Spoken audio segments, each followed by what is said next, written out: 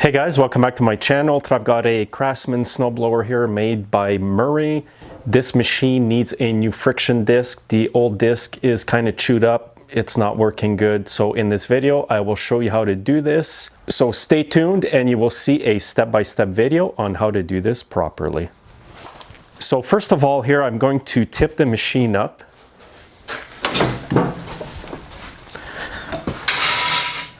So having the machine tilted up like this won't cause any harm. You just want to make sure that your oil cap is nice and tight. If you have a lot of fuel in your tank, it could drip out of the fuel cap here. If that's the case, put the machine back down, take the cap off, put a bag and put the cap back over it. It will stop the leaking. And when you first tilt it up, you might see a bit of gas leaking over here, and that's just because the carburetor is letting the gas out that is in it. So don't worry about that, just be careful for flames or sparks. Now your friction disc is located under here in the transmission. I will need to loosen up these bolts on each side here.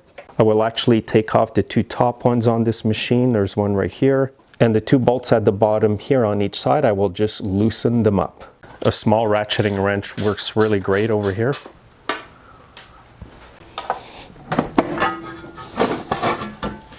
And here's the friction disc right here. It's got a rubber part on it. As you can see, this one is all chewed up. It might have been chewed by rodents, maybe. Now with the disc like this, the drive is very weak. When you press the lever down, it barely moves. Now to do this, you'll need to remove both wheels. This one has a quick pin here, which is in there really tight.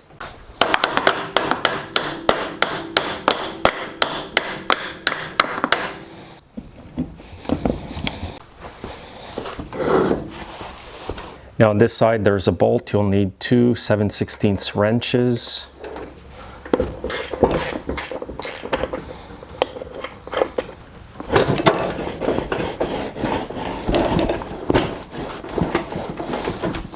Now on each side of the machine the shaft protrudes here. I like to take the clip out on one side just to get the shaft to come down. I'll show you that right now. It's just a small C-clip here.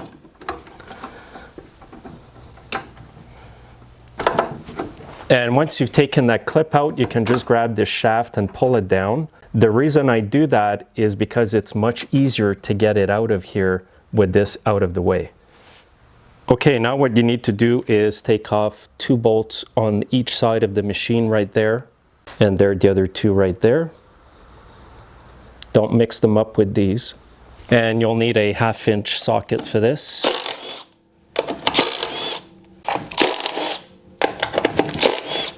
Now what I like to do is move the gear shifter just so that the fork here is more toward the center. And there will be two washers on this part, one fell. And now you need to get the shaft out of the chain. There's a sprocket at the other end right here. What I'm going to do for now is take off the two washers, one at each end of the shaft. And at both ends of the shaft you will have a caged bushing like this. One's over here by the chain. Now you'll need a 7/16 socket. There is a nut on the back.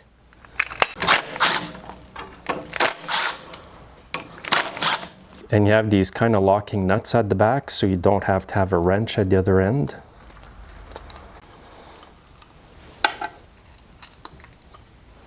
And now the disc will just easily come off like that. Make sure you put the new one in the exact same position like this.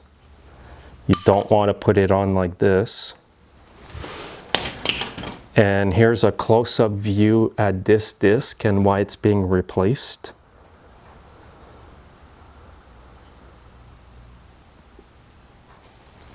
And today I'm using an organ disc. It is part number 76-070-0. You can also use this for errands 22013.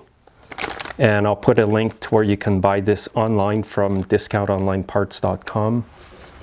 All right, so I've got the new disc. Just line up the three holes. Now try to keep your dirty, greasy hands from touching the actual rubber on the disc. Okay, now I'll just tighten these up evenly.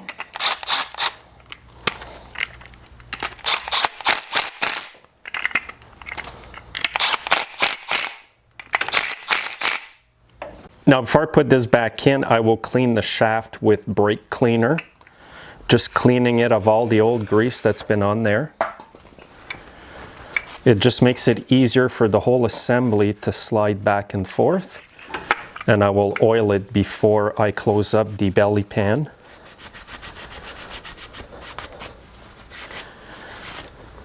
Okay, now this is ready to be installed. This is the position that it will go in on this machine with the sprocket on the left. And remember to put the small washers at each end of the shaft. And then the caged bushings here, they go on like this. The flat surface will be going against the body of the snowblower. So you want to put them on the shaft like this. Now be prepared that when you put this in, that these may fall. So you may have to pick them up and start over. It's just part of the job here. And before I actually go ahead and put this in, I will put a bit of grease here at each end. And the grease I'm using is a shell grease. It's semi-synthetic, so it's good for the winter time. And again, be extremely careful that you don't get this grease on the rubber part of the disc. Now, before I put the shaft with the friction disc, I just want to show you inside here. This is where you have to get the sprocket on this chain. And remember that your bushing will be butting against the side of the snowblower housing here. And it'll be the same on the other side. You do not have a sprocket on the right-hand side of that shaft, so you don't need to worry about this chain. And also there will be a washer that goes at each end of this part over here, but I will not put those on just yet.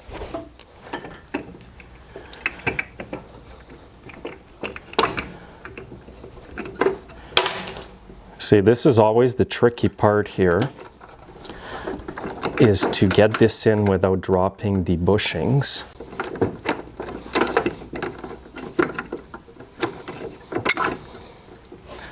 So I'm going to move the gear shifter a little bit with that fork over there.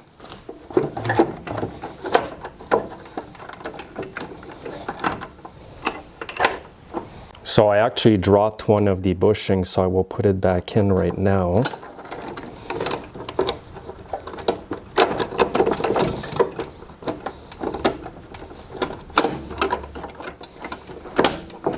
So this is a bit frustrating on this machine. Even though I do it all the time, it never gets old at frustrating me.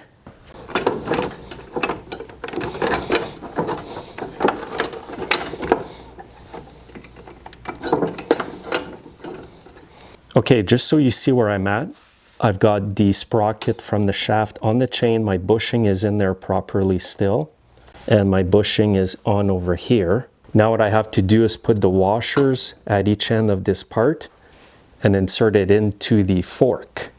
So I'll put the washer on at the bottom, at the top.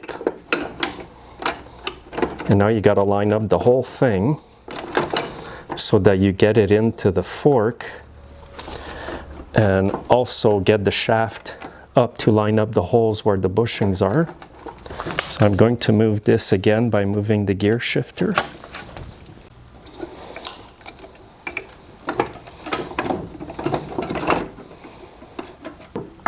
It almost feels like the whole assembly is crooked. Man, it just doesn't want to line up here.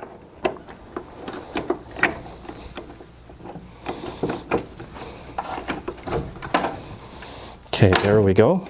Now it's in there. That is pretty well the hardest part of this entire repair, guys. If you can get through this, you pretty well have the job done. Now what you want to do is quickly go and bolt on the bushings on the side of the machine. So you'll have to go on the inside, line up the flange that's holding the bearing, and then just start your bolts.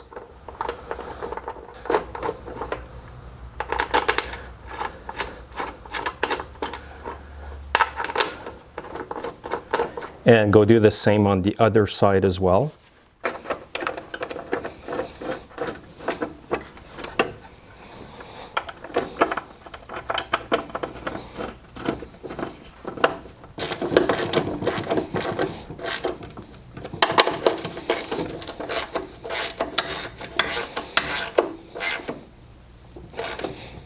And don't forget to tighten up the other side. Now what you want to do is slide this shaft back in the hole. Now if this spring is disconnected over here, it goes in the hole right here. So you can do it before you actually line up the shaft. Now if the clip is a bit expanded like this one, you can just squeeze it a bit. And then it'll go on tight again.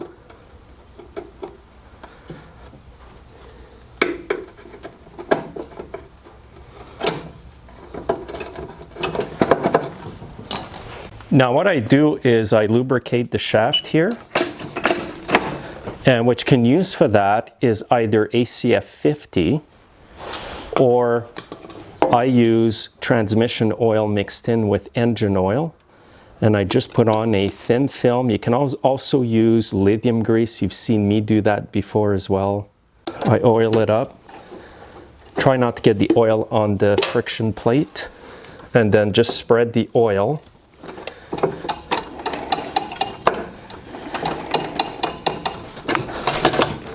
Now if you use the ACF 15, just put it on your finger or a rag and then spread it on the shaft. It's really good stuff, but it is expensive.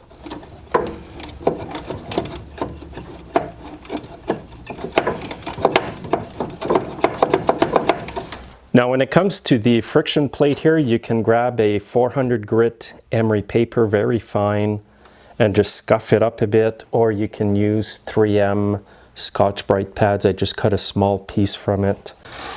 I'll spray it with carb cleaner here and just scuff it up a bit. It'll clean up the marks. So do that to the entire disc.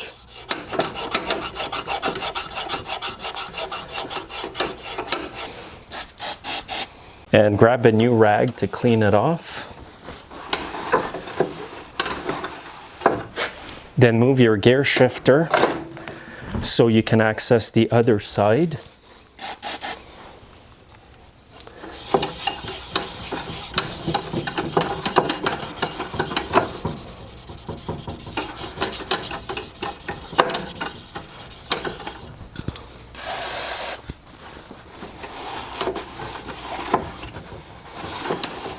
And I'll just give the disc here a quick wipe, just to make sure there's no oil or grease on it.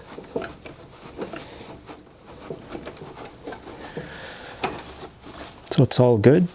And don't forget your anti-seize, guys. It's your best friend. You'll never go broke using this stuff in grease. I wear gloves when I put this stuff on usually because it sticks to everything. And I also try to get it in the hole where the bolt or the pin goes. And I'm also going to put some grease over here.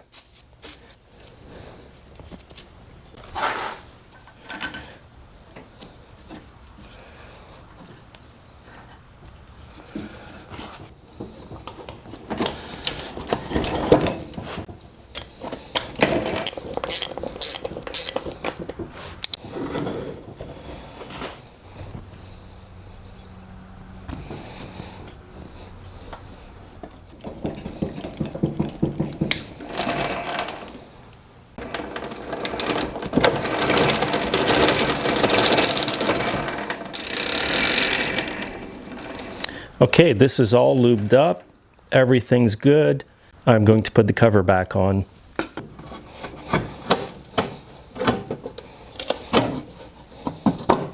A question viewers often ask me about these specific machines when they put this cover on is, does the outer edge of the plate go on the outside or the inside? Well, it goes on the outside. And now there's 2 bolts to put in.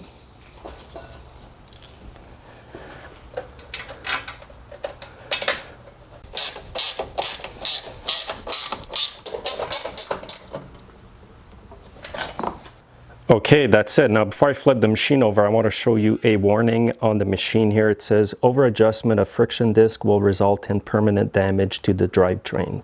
What that basically means is if you adjust your cable too tight, so for example, if you put all the ends of the cables here so high that when you push the lever here, it engages right away. Well, what might happen when you have the lever all the way down and you're using the machine is it will put too much pressure on the friction disc, on the rubber part of the friction disc, And your friction disc could prematurely wear out like this because there'll be way too much pressure between the rubber part of it and the friction plate on the machine. So what I usually do is leave a bit of play like this in the cable so that when the lever is about halfway down, the wheels start to turn. And on this system here, the way you make the cable tighter is by pulling out one cable and then going to a hole that is higher. That makes the cable tighter, meaning that the traction will grab very quickly when you first press the lever.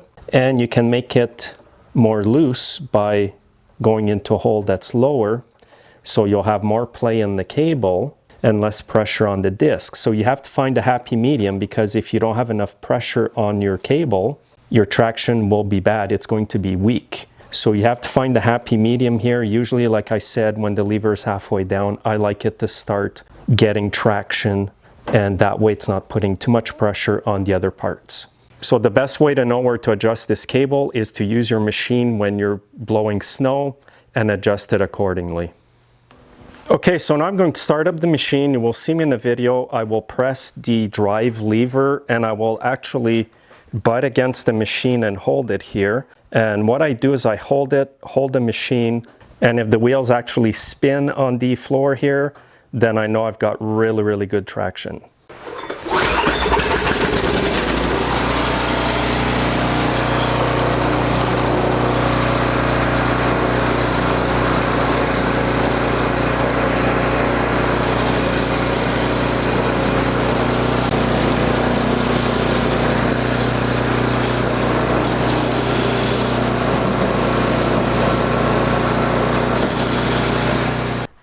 Okay guys, that's it.